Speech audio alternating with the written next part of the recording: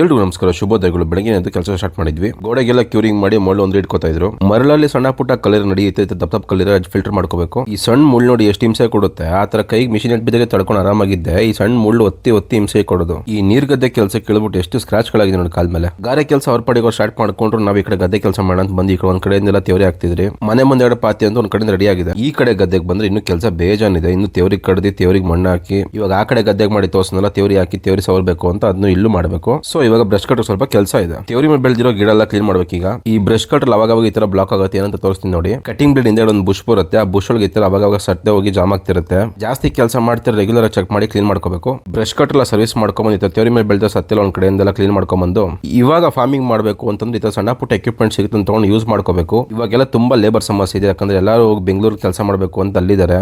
ಎಲ್ಲರೂ ಬೆಂಗಳೂರು ಸೇರ್ಕೊಂಡ್ಬಿಟ್ರೆ ಹಳ್ಳಿಗಳ ಕಡೆ ಕೆಲಸ ಮಾಡೋರು ಯಾರು? ಇನ್ನೊಂದೇನು ಅಂತಂದ್ರೆ ಮಿಷಿನ್ ಯೂಸ್ ಮಾಡೋದ್ರಿಂದ ಕೆಲಸ ಬೇಕಾಗುತ್ತೆ. ಮ್ಯಾನ್ಯುಯಲ್ ಆಗಿ ಮಾಡಕ್ ಹೋದ್ರೆ ತುಂಬಾ ಲೇಟ್ ಟೈಮ್ ತಗೊಳುತ್ತೆ. ಇವಾಗ ನೋಡಿ ಎಲ್ಲಾ ತೇವರಿ ಒಂದ್ ಕಡೆಯಿಂದ ಹುಲ್ಲೆಲ್ಲ ಹೊಡೆದ ಕೆಳಗಡೆ ಹಾಕಿ ಈ ತರ ಕಾಣುತ್ತೆ. ಇವಾಗೆಲ್ಲ ಇದಕ್ಕೆ ತೇವರಿ ಎಲ್ಲ ಕಡಿದು ತೇವರ ಹಾಕಿ ಮಣ್ಣು ಹಾಕಿ ಸವರಬೇಕು. ಇವಾಗ ಮನೆ ಕಡೆ ಬಂದ್ರೆ ಮಧ್ಯಾಹ್ನ ಕರೆಂಟ್ ಕೊಟ್ಟಿದೆ. ಸೊ ಅದಕ್ಕೆ ಗೋಡೆ ಎಲ್ಲ ಕ್ಯೂರಿಂಗ್ ಮಾಡಿ ಈ ಕಡೆ ನೋಡಿ ಗೋಡೆ ಕಟ್ತಾ ಇದಾರೆ. ನೋಡಿ ಈ ತರ ಹೊಡೆದೋಗಿರೋ ತೇವರಿ ಎಲ್ಲ ಹಾಕೊಂಡು ತೇವರಿ ಕಟ್ಟಬೇಕು. ಅವಾಗ ಗದ್ದೆ ಮಾಡಿದ್ರೆ ಏನೋ ಎಲ್ಲ ಕೆಲಸ ಬೇಕಾಗಿರುತ್ತೆ. ಯಾಕಂದ್ರೆ ಒಂದ್ಸರಿ ಮಾಡಿರ್ತೀವಿ. ಇವಾಗ ಫಸ್ಟ್ ಟೈಮ್ ಗದ್ದೆ ಮಾಡಬೇಕು ಅಂದ್ರೆ ಈ ತರ ಅಷ್ಟೊಂದು ಖರ್ಚು ಬರುತ್ತೆ, ಇಷ್ಟೊಂದು ಕೆಲಸ ಹಿಡಿಯುತ್ತೆ. ಬೆಳಗಿಂದ ಸಂಜೆ ತನಕ ಇದೇ ಡ್ಯೂಟಿ ಆಗುತ್ತೆ ಗುದ್ಲಿ ಹಿಡ್ಕೊಂಡು. ನೋಡಿ ಇವಾಗೆಲ್ಲ ರೆಡಿ ಮಾಡಿದೆ. ಅಷ್ಟು ಪಾತಿ ಒಂದು 4-5 ಪಾತಿ ರೆಡಿ ಆಗಿದೆ. ತೇವರಿ ಹಾಕಿ ನೀರು ನಿನ್ಸಿ. ಇವತ್ತಿನ ಕತೆ ಇಷ್ಟೇ.